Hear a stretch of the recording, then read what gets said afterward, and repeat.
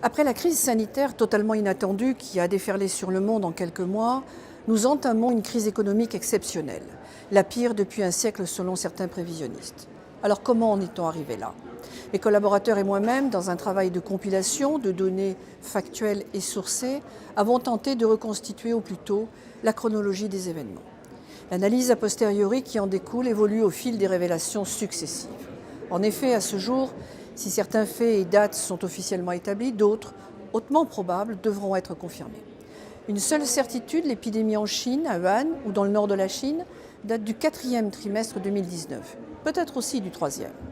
À la lecture de tous les faits établis, que ce soit le premier cas officiel en Chine, les grappes de malades répertoriées, l'épidémie était avérée dès fin 2019. Mais alors, pourquoi les services de renseignement du monde entier n'ont-ils pas prévenu leurs États?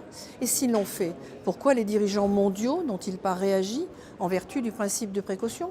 À tout le moins en décembre, lorsque les Chinois ont officiellement prévenu l'OMS. Pourquoi Mme Buzyn, ministre français, alertée par un bug anglophone, s'est-elle contentée de prévenir un haut fonctionnaire? A-t-elle été empêchée?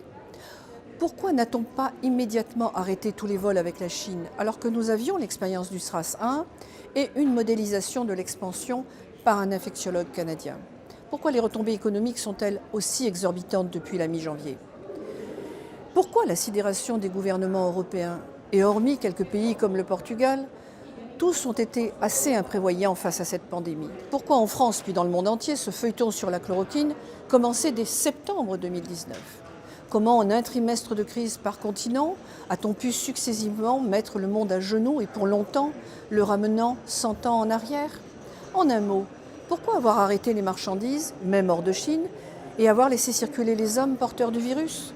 La chronologie d'aujourd'hui sera éclairée par les révélations de demain, et il y a fort à parier que la conclusion soit assez dérangeante.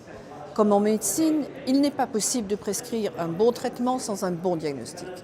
Il est donc urgent que tous les tenants et les aboutissants assez incohérents de cette épidémie soient enfin établis.